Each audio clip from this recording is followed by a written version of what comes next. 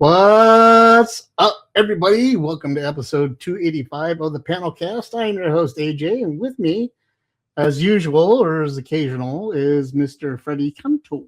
I'm back. We sorry for the break. We took an intermission, but we celebrated Thanksgiving with our family, and then the after effects of Thanksgiving with our family, which means, lowering the stress and coming back down to earth for a minute. So now that we've done that, we're here for you to continue to entertain. Again, Freddie, how was your Thanksgiving? Pretty good. Slept most of the day, but I did cook turkey on the grill, slow smoke, mesquite. Nice. Came out real good. Nice. And you didn't think to bring any over? No. I don't think I made it over after that, did I? Just now. Oh, we ate it all by then. See, Freddie's a selfish bastard. I'm hungry. It happens. I myself, we made spaghetti. I made my famous spaghetti with turkey, ground meat in there, in the meat sauce, and had it for the in-laws, and it was all wonderful and great. That's good. Did you have fun? You heard me say my in-laws, right? Still wanted to ask. Okay, so there you go. Anyway, in this episode, Freddie and I are going to be talking about the things we watched during that break, one of which was Naked Gun, the remake. We also got to watch Playdate, and we finally got around to seeing Tron Ares. So we're going to be talking about all three of those films today. But first, we're going to go ahead and play you a trailer. Yay, trailer. We're going to watch the Naked Gun trailer. Go! Multiple SWAT units responding to hostage situation.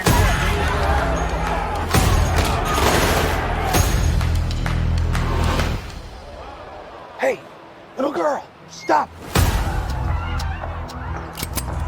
What do you want, little one? Your ass. That's the sound of the police! That's the sound of the beast! That's the sound of the police! That's the sound of the beast! Who are you? Frank Drebin, Police Squad. The new version. That's the sound of the police! Hi, Daddy. It's me, Frank Jr. Love you. Hey, Dad. Boy, do I miss you. Sound of the police! I say see ya, 'cause I would never be ya! There you go. That was the trailer for Naked Gun, the remake. It came out in August, we know, and we're finally getting around to watching it and reviewing it. I believe we reviewed the trailer when it first came out, and we may have talked about how excited or our anticipation to see it. We finally got around to watching it. Freddie, what did you think? I loved it. I mean, it felt like watching the original Naked Guns. The comedy was there. The storytelling was there. It felt like I was watching oh my god, my brain just farted. Leslie Nielsen. Mm-hmm. So it felt like it's natural. That's natural continuation. I agree. It just like naturally slid in there. Like he slid in there, taking over the role as if it were nothing. And it was kind of funny just to see him in that kind of a role, because you're used to seeing him beating the shit out of everybody all the time. So for him to take more of a comedic role, more poking fun at himself, doing this kind of stuff, I thought was great. Yeah. And they both have the same last name. It's just they're unrelated, right? Right. As far as you know. Right. Yeah, because when I was like, yeah, it was Leslie. Wait, what? Liam Neeson. Yeah. And Leslie Nielsen, not the same last name. Okay, that's my brain was mixing it up. Maybe you should say no to Cherry 7-Up. You've had enough of these. You still have to drive home,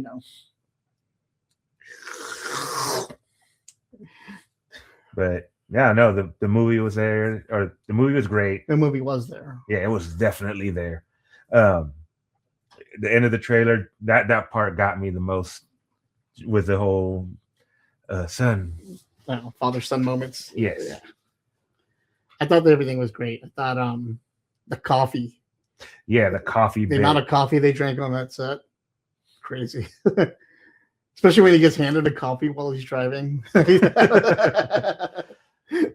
that was one of my favorite bits in the whole in the movie. I was like, how many coffees is, and then you see their countertops at home and at the station. I'm like, holy crap. And they're different size coffee cups. They're like huge and small and then tiny and then paper and they have the hard ones. And yeah, it was crazy. I liked it. It just made me laugh and it just felt good. Pamela Anderson did a great job in there. Yeah, just lots of fun. Yeah, I guess that's all I can say about it. It's a good movie, man. Go check it out. Like it's worth it. You would think it'd be stupid or something, but it's nice to see a film like that. You know, all the Naked Gun movies, and then you got the top Hot Shots movies, stuff like that. The parody movies, the ones that are done in good class and good taste, they're really fun and they're missing nowadays. They're really missing. What they've evolved into has just been mean and cruel films, and we need to go back to the times where it's just comedy, just to make fun and laugh. And it was good to watch that and laugh. And I watched it sober and I watched it stoned. And I can tell you, I laughed just as much both times. So the question I was going to ask if you would watch the second time, but apparently you had. Right. I definitely would as well. It's worth the rewatch. Yeah, didn't get to see it in the theater, but saw it online and got to stream it, and I enjoyed it there. So, well, what's the next movie we're going to talk about there, sir? Well, we're going to talk the story of our life right now. We're going to watch or talk about Playdate, which is what we're doing right now. Ooh, Playdate. Let's watch the trailer. That you're trying so hard to connect with him. I really am. Just trying to throw a spiral. This is gonna suck. Name's Jeff. Brian. Outstanding. Okay. Oh, look, they're friends already. CJ's cool. He invited me over his house. Can we go over, please? All right, why not? Hell yeah, dude. Yeah. Up high. Oh, you want to dance? You guys go on ahead while I put him out real quick. This is awesome, right? Give me a hug. No, no hug. The first day my son meets his new best friend, so did I.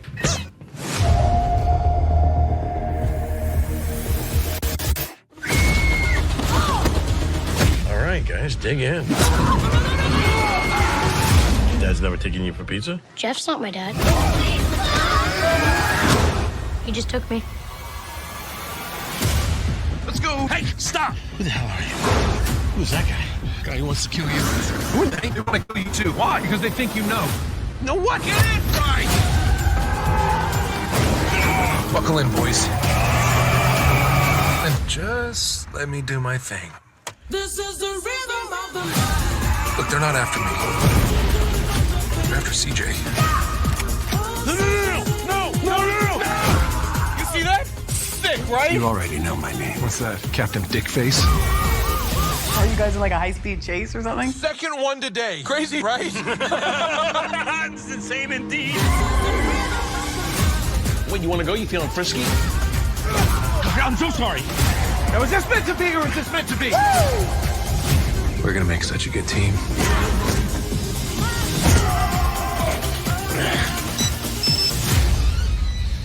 Really? Quit screwing around. Eat shit, turf. Oh, no, what the hell's that? Kaboom, bitch. Do you even know who his mom is? Due to my deep-seated emotional issues, I've easily slept with thousands and thousands of women. How many women have you slept with, Dad? That's not your business. That's none of your business.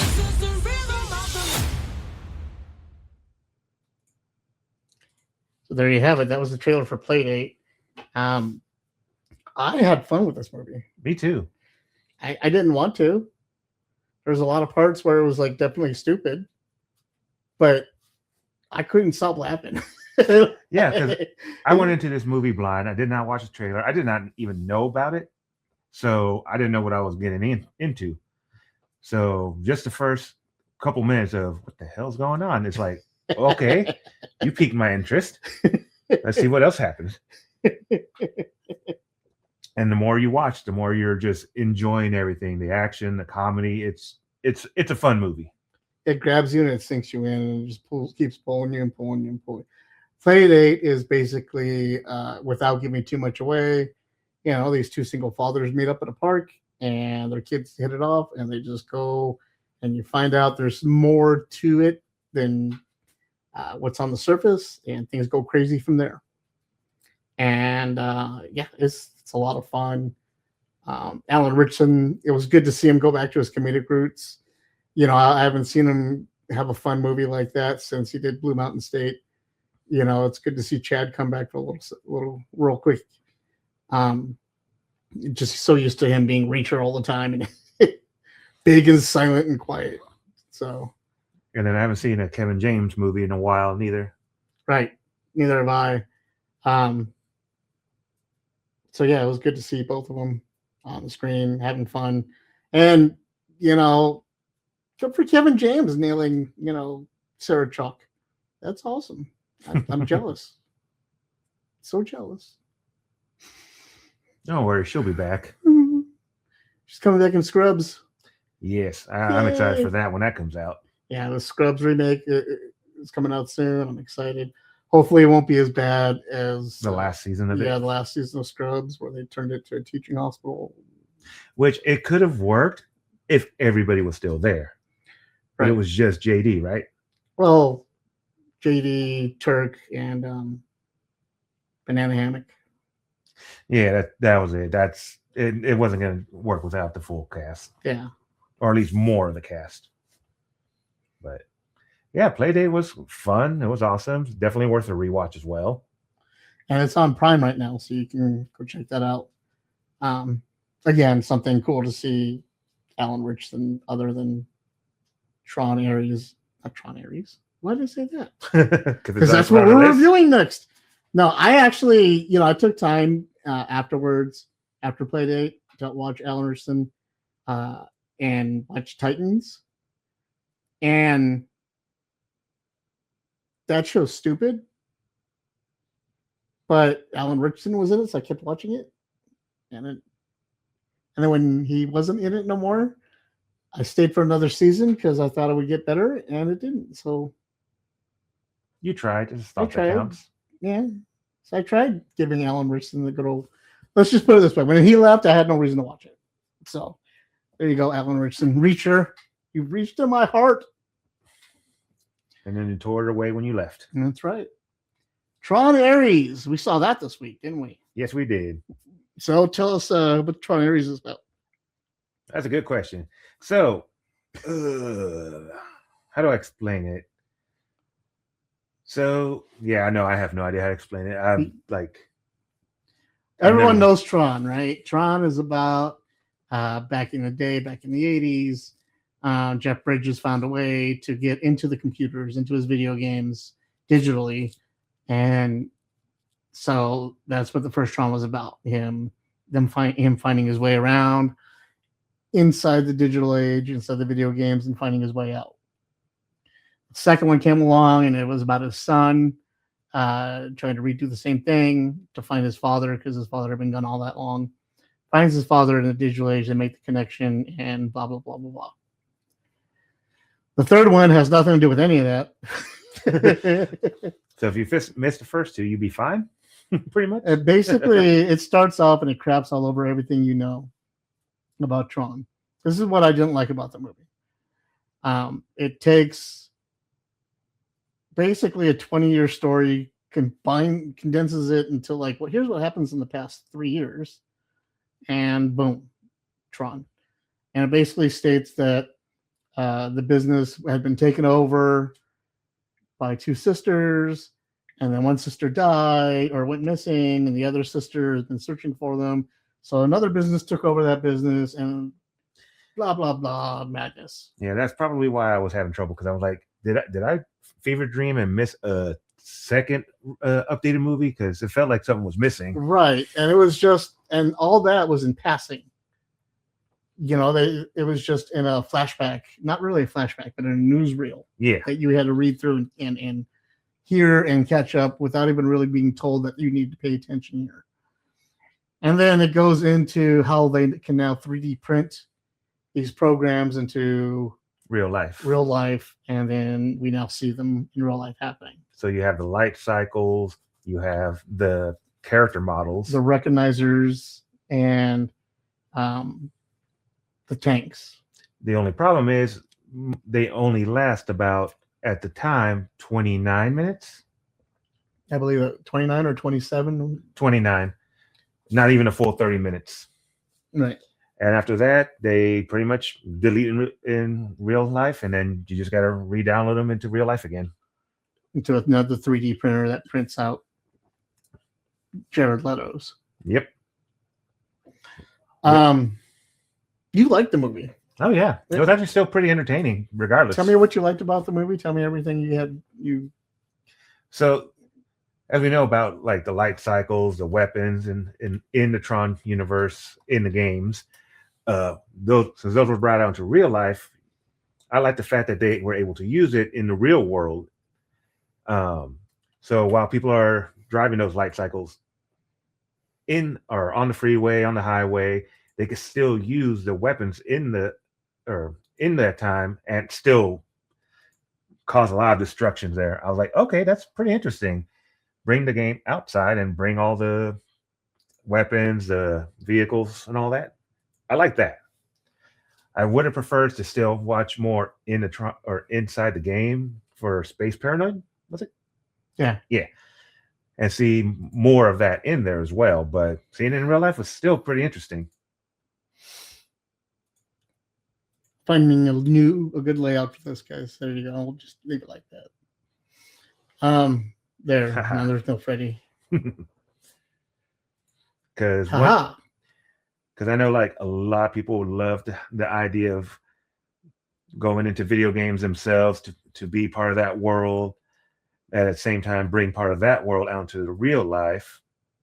So that was a good, in between of having both happen in the movie. I didn't like the real life printing, the 3D printing. I thought that was totally unbelievable and just didn't make any sense to me. Because it was just like what, laser lights to make into a solid object?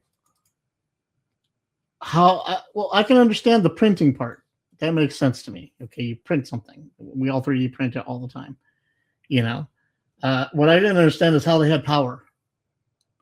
I can understand printing brain scans and all that stuff, life matter, all that into the body, into the housing and all that to give it life, give it sentience, all that stuff. Great, gotcha. At what point in time did you give it power? Actually, that's a good point. How are these things being driven? Where are they drawing their energy from? How is Jared Leto walking? Where is the power coming from in order for this to exist? They never explain that. Good point. They just 3D print a homeboy and he can suddenly move and walk and talk and do all this stuff. They print a machine that runs, doesn't take fuel, doesn't suddenly flies, and it's got jets coming out of it. How does it have jets shooting rocket engine fire out of it? Right? They don't explain any of that, but that's just me. I'm just a nitpicker, I guess. Yeah, I didn't even think about that, but most of these fantasy movies are like that. Some of them just tell you, oh, it just is, which can be fine sometimes, but with the way the life cycles works, yeah, I would love to know how that would actually work. Right. It doesn't make sense. In my eyes, my opinion. There was that, and then again, I think that the movie should have been better if the movie would have been better if when they were invading other systems, if that's what the movie was about. If they were showing Tron and his agents invading other computers and other systems and taking them over. I think that would have been a great movie, because then you could have seen a lot of battle scenes, a lot of fight scenes, more of the choreography. And I think that would advance the story a little bit better and more. When they got 3D printed into the real world, and you saw the fight scenes and everything out there, that was great. The choreography, it was gorgeous and beautiful. And oh my God, the music was fracking amazing. Yes, the music made the movie. I think that's what also drew me in was the music. The music, I mean, whatever part of the movie you thought was boring, dull, stupid, didn't make sense to you, it didn't matter because the music was there to cover it. Like it was there to fill it in, and advance the story for you and just to distract you away from everything else. You were too busy going to notice any of the other bad stuff that's going on the screen, or the lack of story, or the plot, or the acting, or why would I write greasy hair and beard into a digital line of code in 3D printing? I don't understand that. So how did they create hair? All the other constructs have helmets on to cover their hair. He had hair. I don't understand. I don't get it. Anyway, it was a letdown, but if you watch it at home, watch it on the big screen as you can, in my opinion. Crank up the stereo, the surround sound, and just get back and enjoy a laser light show, because that's what you're going to get, and it's fantastic. But I should tell you something, when this movie doesn't even crack the 2-hour timeline. It stops at like 156, 158, something like that. It doesn't even go 2 hours. Tron movies normally last a little longer, or they at least give you enough story and eye candy in there to fill that time. For me, this one lacked that, and I can understand why it did bad at the box office. It gave you what you want to see, but it didn't give you what you wanted to hear as far as the story itself. Music, plenty. Fantastic. I would highly recommend that soundtrack, even outside of just driving down the street. I think it's going to sound awesome in my car that can only go 3 miles an hour. So there you have it. That wraps up this episode of the PanelCast. Freddie, did you have anything you wanted to talk about? How was the Joe show for you? Freddie did the SoCal Joe show. Freddie and Joel, they went down to SoCal Joe shows this past weekend. Yes. December 7th at the Ramada? Marriott, yeah. At the Marriott in Temecula. How was the show for you? How did it go? The show was pretty fun. I love seeing everybody just walking around, shopping through everybody's stall. Got to hang out with buddy Joel. So we got to chill and talk until the customers came along. First time setting up on my own without any help. Usually AJ's with me and he usually helps me set up, but I think I did a decent job setting up right there. But the show was fun. Did pretty good for the show. It was a little slow compared to the last time I went, but hey, it happens. But can't wait to do another one. Are you a collector yourself? I was. I don't do as much collecting anymore, but when I did, it was like some Transformers, Power Rangers.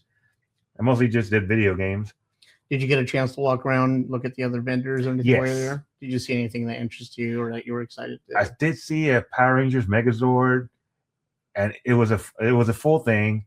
With the way they make it nowadays, all the Zords are individual, and even when you have a full Megazord put together, the box is like maybe yay big. The one I saw was like maybe this big, and I was like, man, toys have really gotten smaller over the years, and it's kind of bad. It's kind of sad. Yeah, but things are getting more expensive. But you think with 3D printing and all that, it'll bring the price down, but it's not going to. And if it is, it's going to take a long time. See anything I would have liked? Yes, they did have some Godzilla figures. I know there was a few Transformers around the area as well, but I also wasn't paying attention too much because it's just by myself, so I had to be kind of quick on things. Right. But I mean, any new people? Talk to anybody new there? No, I didn't really get to talk as much for the exact same reason. Right, you're alone at the booth. Yeah, right. So I didn't want to leave Joel by himself to take care of mine. Well, what I meant was anybody coming up to the booth that wanted to talk to you or anything? Just customers mostly. If there was anybody, it's like some of the folks that I met earlier this year. Can't remember the names because everything's hectic. Right. Right. Now, tell me what the booth was for. So the booth was for KS Collectibles. For those who know, that was run by Richard. He passed away earlier this year, and his son now owns the store pretty much, or at least the stuff in the store. So I'm helping sell his stuff, trying to get that sold, make some money for the family. And then we are keeping some stuff that Richard had because it taught him. Right. But yeah, we're just trying to sell some of his stuff so we could raise money and help out with the bills and everything else, right? Yeah.